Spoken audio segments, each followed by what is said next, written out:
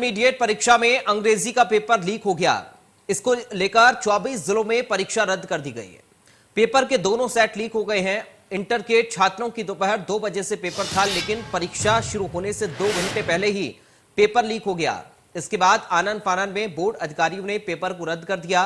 बलिया के डीआईओएस को निलंबित कर दिया गया है। उधर पेपर लीक मामले की जांच के लिए एसटीएफ का गठन कर दिया गया है। वाराणसी से एसटीएफ की टीम जांच के लिए बलिया पहुंच गई है।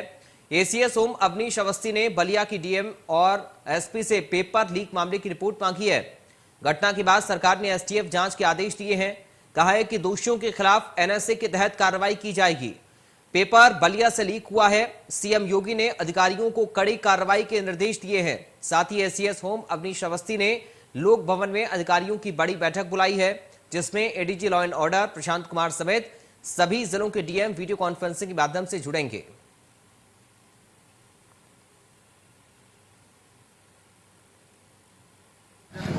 जिस सरकार में डिग्री के सवालों पे 4 मीनार खड़ी हो, वहां छात्रों का दर्द कौन समझेगा।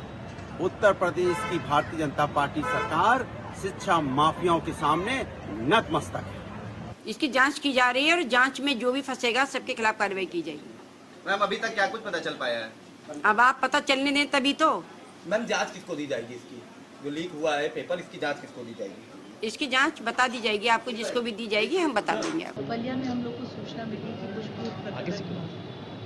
एहतियातन जैसे अव्यवस्था ना हो और हमारी इम्तिहान और परीक्षा की शुचिता और पवित्रता बनी रहे, हम लोग ने इमीडिएटली वो पेपर की सीरीज जो अन्य जनपदों में गई है, 24 ऐसे जनपद हैं, उनमें हम लोग ने ये पेपर को निरस्त करने का निर्णय लिया है। मैं आपको पढ़ के कौन सा पेपर है मैम? ये इंटरमीडिएट इंग्लिश का पेपर है जो 2 बजे आज होना है जी, तो उसको हमने निरस्त किया है। उसके लिए हम अन्य तिथि दे देंगे उन 24 जनपदों के बच्चों के लिए। और इस मामले पर ADG law and order Prashant Kumar ने क्या कुछ कहा, वो भी सुनिए।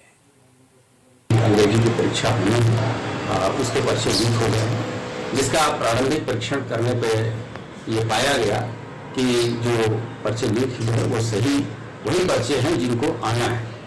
तो इस तरह से जो उस सीरीज के प्रश्न पत्र जहां जहां गए थे, ऐसे 24 जिलों में द्वितीय पारी की परीक्षा शासन के शीर्ष स्तर से इसको निरस्त किया गया है और बलिया के अतिरिक्त एसटीएफ को भी लगाया गया है कि 3 परिस्थितियों में ये पर्चे लीक हुए हैं और कहां से लीक हुए हैं, किसकी मिलीभगत से हुए हैं। शिक्षा विभाग के स्तर से भी इसमें कार्रवाई की गई है।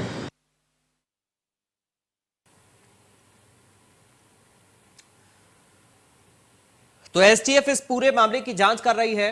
अब 19 लोगों के हिरासत में लेने की खबर भी सामने आई है। उन सभी से फिलहाल पूछताछ जारी है और बलिया से पेपर आउट हुआ, इस तरह की जानकारी मिली है।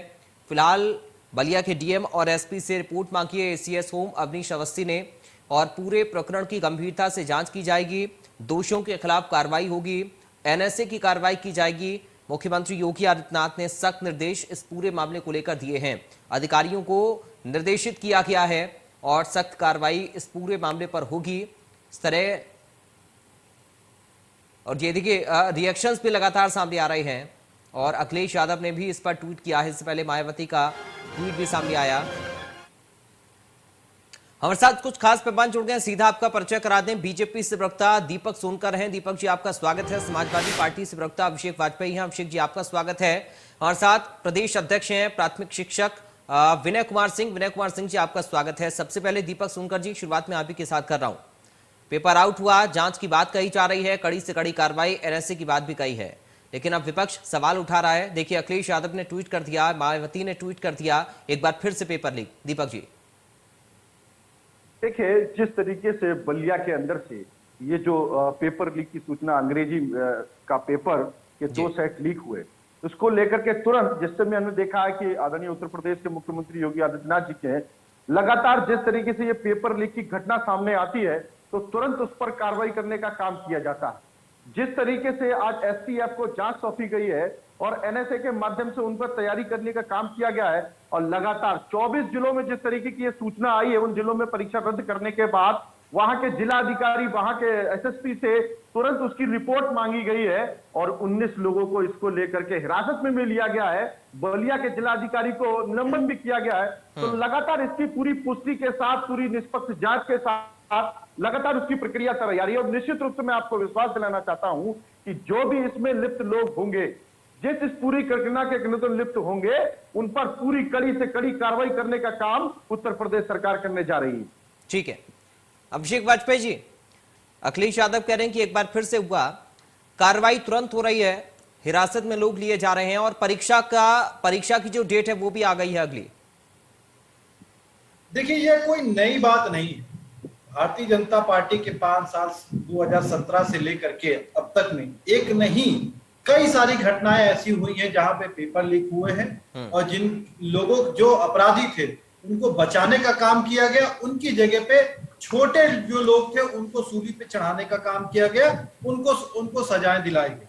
नंबर 1 बात। नंबर दूसरी चीज कि आप देखिए जो जैसे पूर्व में घटना, जैसे राजू यूपीटीईटी वाली परीक्षा थी, उसमें राजू दास जो था उसका बाकायदा बिहार के भारतीय जनता पार्टी के विधायक से उसका संबंध था। और तो और इस समय आपने देखा कि कैसे बलिया के प्रधान के घर में बाकायदा उसमें पेपर लिखे जा रहे थे, कॉपी लिखी जा रही थी। ये कैसी घटना है? और जो सरकार अपने बोलती है अपने दम पे कि बहुत अच्छा कानून व्यवस्था हम चला रहे हैं, तो आप समझ सकते हैं कि जो अपराधी है, जो माफिया है, नकल माफिया, उनके अंदर कोई भी सरकार का खौफ नहीं है। दूसरी बात, तीसरी चीज आप देखिए कि ये सरकार दावे कर रही है कि 100 दिनों में 20,000 रोजगार देगी। तो इनके दावों की खोखला इसी तरीके से करती कि आने वाले दिनों में क्या यह माना जाए कि जो भी परीक्षाएं होनी होंगी या जो परीक्षाएं हैं वो इसी तरीके से पेपर लीक होते रहेंगे, क्योंकि बड़े दोषियों को बचा करके छोटे लोगों को सिर्फ सजा दिलाई जा सकेगी या पूरे मामले को लीपापोती करने का काम करेगी ये सरकार। ठीक है दीपक जाऊंगा, थोड़ा सा रुक जाइए, विनय कुमार जी से मैं उनका रिएक्शन ले लूं। विनय जी आपको कमेंट चाहूंगा सर, इस पूरे प्रकरण को लेकर सरकार कड़ी कार्रवाई की बात कर रही है और एक बार फिर से परीक्षा आयोजित होगी, उसकी डेट भी आ गई है, लेकिन बार बार पेपर लीक होना, इस पर विपक्ष सवाल भी उठा रहा है। आपका रिएक्शन इस पर क्या है? देखिए सर, इससे पहले भी टेट की परीक्षा पेपर लीक हुआ था। बहुत महत्वपूर्ण परीक्षा थी बच्चों के लिए जो टीचर्स बनने जा रहे थे। उसमें भी इतना महत्वपूर्ण पेपर था, इतना महत्वपूर्ण बच्चों ने तैयारी की थी, उसके बाद भी जाके बहरहाल वो सब पकड़े गए जो भी इसमें शामिल थे, उनको जेल भेजा गया। और ये चूंकि बच्चों ने इस बार पढ़ाई नहीं हुई, बच्चों ने बड़ी मेहनत की है, बच्चों के ऊपर ध्यान न देके जो भी शिक्षा माफिया हैं ये लगातार लगे रहे। आपको एक बात और बताना चाहूंगा, अभी हमको खबर मिली है कि डीआईएस जो वहां के थे बलिया के ब्रजेश मिश्रा जी, वो सस्पेंड कर दिए गए। इन डीआईएस का पहले बीएसए रहे, भ्रष्टाचार में घिरे रहे। इससे पहले भी इनके पत्नी का भी कहीं पोस्टिंग की गई थी, उसकी भी जांच चल रही। जब ऐसे भ्रष्ट अधिकारी को डीआईएस क्यों बना जाता है? दूसरी बात, कम से कम अभी भी तमाम ऐसे डीआईएस जो 5-5 साल हो गए वो हटे नहीं। और सबसे महत्वपूर्ण बात यह है कि जो हमारे माध्यमिक के शिक्षा निदेशक हैं, माध्यमिक के सचिव हैं, वो पूर्णकालिक नहीं है। जब व्यक्ति पूर्णकालिक होगा और उसको चार्ज दे दिया जाएगा तो अपनी जिम्मेदारी इतनी नहीं समझ पाता है। जब वो पूर्णकालिक होगा तो कम से अपनी जिम्मेदारी समझेगा। इसके अपर मुख्य सचिव वास्तव में बहुत तेज हैं और लगातार वो लगी भी हैं, मगर सबसे बड़ी समस्या भी, कल मंगलवार को भी संस्कृत का पेपर आउट हुआ। आज 24 जिलों में आज इसकी परीक्षाएं कैंसिल हुई।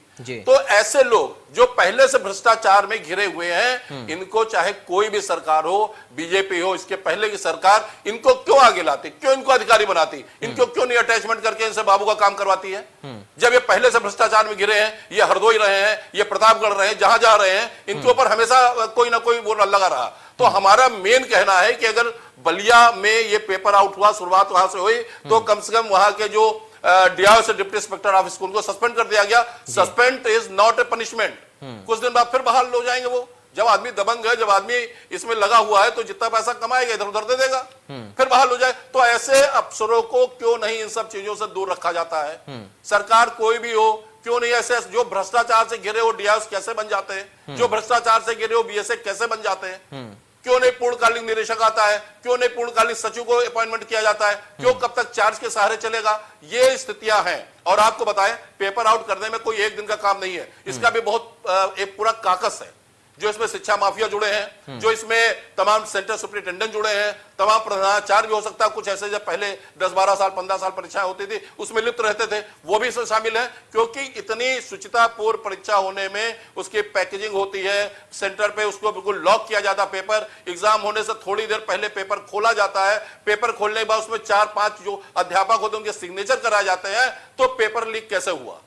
यानी इसके पहले कोई शिक्षा माफिया, कोई सेंटर सुपरिटेंडेंट, कोई प्रिंसिपल लगातार इसके ऊपर वर्क कर रहा है, जिसकी निगाह थी कि जैसे बोर्ड परीक्षा शुरू होगी उनका काकस शुरू हो जाएगा, और वही इसके साथ हुआ। किसी ने नहीं देखा, जिन लोग इसमें शामिल थे वो मक्कार लोग जो इसमें शामिल थे, चाहे वो अधिकारी हो चाहे कोई हो, क्या उनके बच्चे नहीं हैं? क्या उनके परिवार में इस तरह बच्चे नहीं जो इन्होंने इंटर परीक्षा की तैयारी की हो?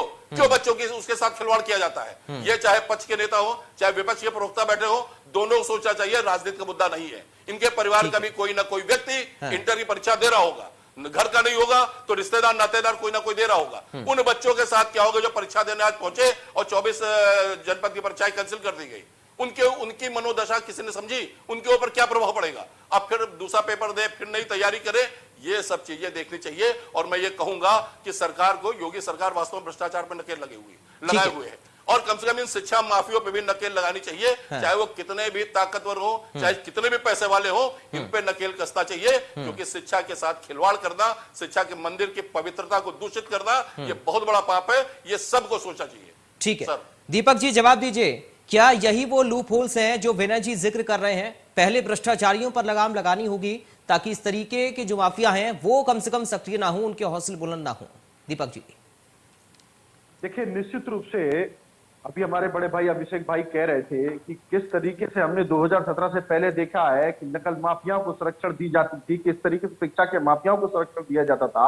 आज उन्हीं पर कार्रवाई करने का काम किया जा रहा है। निश्चित रूप से मैं एक बात आपको दिलाना चाहता हूं और अभिषेक भाई को भी दिलाना चाहता हूं और विनय भाई सबको भी दिलाना चाहता हूं कि जिस तरीके से ये चाहे कोई भी व्यक्ति हो, चाहे वो किसी क्षेत्र से जुड़ा हुआ व्यक्ति हो, शिक्षा क्षेत्र से जुड़ा हो, सामाजिक क्षेत्र से जुड़ा हो, कोई भी व्यक्ति हो, अगर वो जांच में दोषी पाया जाएगा, निश्चित रूप से दीपक जी देखिए, जांच के बाद आप लोग कार्रवाई भी करेंगे, ये तो सुनिश्चित है और करनी भी आपकी जिम्मेदारी है। लेकिन सवाल सुन लीजिए सर, दीपक जी आपने विनय जी को सुना, वो कह रहे हैं कि आपको लूप होल्स दूर करने पड़ेंगे। पहले जो भ्रष्टाचार में डूबे अधिकारी हैं उनको जिम्मेदारी आखिर क्यों बड़े पदों पर दी जा रही है, सबसे पहले उसको आपको देखना पड़ेगा। कार्रवाई तो आप करेंगे ही, आपकी जिम्मेदारी है, लेकिन ऐसे अधिकारियों पर कौन नजर रखेगा जिनका रिकॉर्ड ठीक नहीं है? ये बिल्कुल ठीक बात है, विनय जी की बात से मैं सहमत हूं बिल्कुल कि जो भी अधिकारी जिस तरीके से अगर कहीं गड़बड़ पाया जाता है और वो जांच में दोषी पाया जाता है किसी भी प्रकार का, तो उसको बदलने का काम सरकार निश्चित रूप से करेगी। मगर जिस तरीके से अगर पेपर लीक की बात हम लोग अगर करते हैं तो निश्चित रूप से हमने देखने को मिला है कि 19 लोगों को लगातार हिरासत में लिया गया है, उनसे जांच करी जा रही है और लगातार मैं बार बार अपनी बात को कह रहा हूं कि कोई भी इसमें दोषी होगा उस पर कड़ी से कड़ी कार्रवाई करके निष्पक्ष रूप से SIT के माध्यम से जांच कराई जा रही है, NSS जैसी धाराओं पर करने का काम किया जा रहा है। तो निश्चित रूप से इन पर कड़ी से कड़ी कार्रवाई करने का काम। अभिषेक जी जवाब देना चाह रहे हैं, बोलिए सर। देखिए, हमारे भाई दीपक जी बोल रहे थे बड़ी बड़ी बातें। अरे साहब, आपने जब पहला टर्म चलाया था तो स्वयं शिक्षा मंत्री ने अपने भाई को झूठे सर्टिफिकेट के माध्यम से नौकरी दिलानी चाहिए। यह भी एक तरीके का भ्रष्टाचार है। क्या आपने उनके ऊपर बुलडोजर चलाया या आपने उनके ऊपर कार्रवाई की? नहीं। और दूसरी चीज है कि आप समझ सकते हैं कि एक बार का ये कांड नहीं है, हर बार का तकरीबन 2017 से लेकर अभिषेक जी हमने भी देखा है कि किस तरीके से उसके बावजूद आप इस तरीके से बातें कर रहे हैं, गैर जिम्मेदाराना तरीके से बात कर रहे हैं। जिन लोगों को आप सजा दिलाने की बात कर रहे हैं, जो पकड़े गए हैं, वो बेचारे छोटे लोग हैं। बड़े लोगों को आप बचाने का काम कर रहे हैं, क्या बहुत ही बड़ी विडंबना है। आगे बढ़ रहा है नकल माफिया के सहारे, नकल के सहारे आपने पेपर लीक करवा करके कितने लोगों के भविष्य को गर्भ में डाल दिया हुआ है। अब जो इंटरमीडिएट के जो छात्र का काम किया है उसको संरक्षण देने का काम नहीं किया है, उस पर कार्रवाई करने का काम किया है, बड़े बड़े दंड देने का काम, संरक्षण देने का काम नहीं किया है। चलिए अभिषेक जी, दीपक जी कह रहे हैं कि अगर पेपर लीक हुआ, हमने तुरंत एक्शन लिया, STF का गठन कर दिया और पेपर की डेट भी बता दी कि अब दोबारा पेपर होगा। बहुत शॉर्ट कमेंट चाहूंगा आपका। अभिषेक जी आप सुन पा रहे हैं?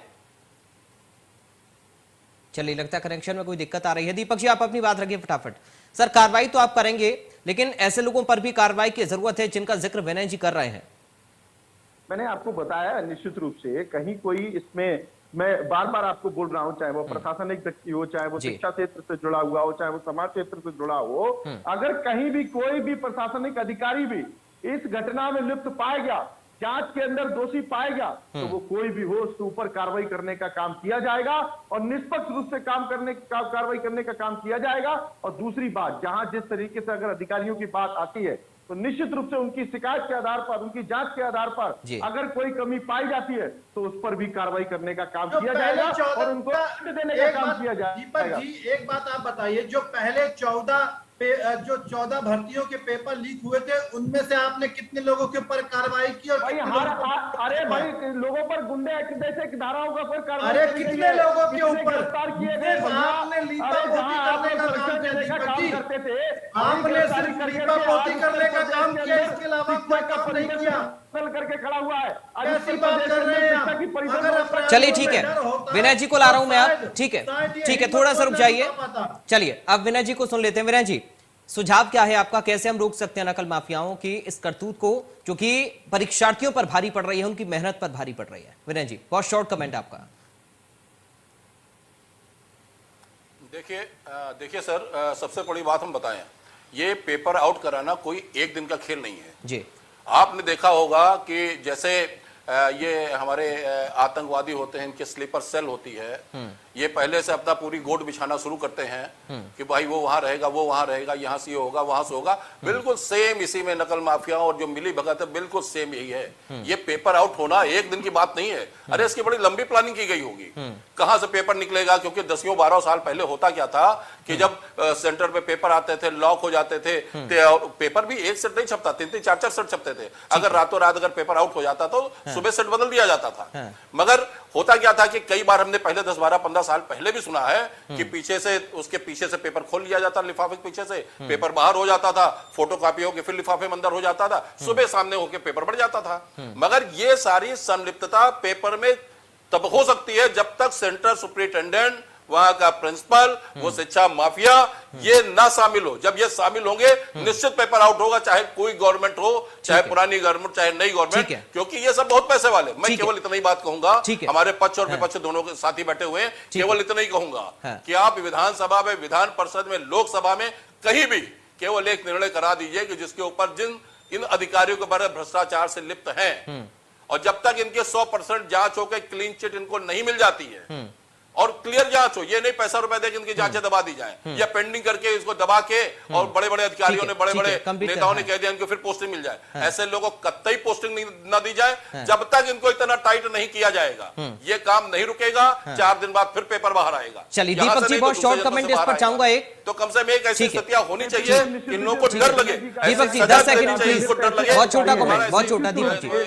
निश्चित रूप से जो भी भ्रष्टाचार में लिप्त अधिकारी हैं, अगर उनकी जांच सामने आकर के करा करके वो दोषी पाए जाते हैं तो निश्चित रूप से ऐसे भ्रष्टाचारी अधिकारियों पर भी कार्रवाई करने का काम किया जाए। अभिषेक जी, बहुत छोटा कमेंट, क्या एग्री है विनय जी की बात से? देखिए, सबसे बड़ी चीज यह है कि ये सिर्फ लीपापोती तक ना रह जाए, बड़े माफियाओं को बचाने की जगह पे छोटे लोगों पर कार्रवाई ना करें। और साथ में इस बात को आप देखिए कि आने वाले जो 100 दिनों में इन्होंने एजेंडा रखा है कि 20,000 नौकरियां देंगे, तो मुझे वह भी बहुत ही चिंताजनक प्रश्न लग रहा है। चलिए, बहुत शुक्रिया सर जुड़ने के लिए। अभिषेक जी आपका, दीपक जी आपका, विनय जी आपका। आज चर्चा में समय हमारे पास इतना ही, लेकिन हम उम्मीद कर रहे हैं कि आगे से कम परीक्षार्थियों के साथ, उनकी मेहनत के साथ इस तरीके के खिलवाड़ करने वालों के खिलाफ अभी कड़ी कार्रवाई हो, ताकि बाकी लोगों को भी संदेश आए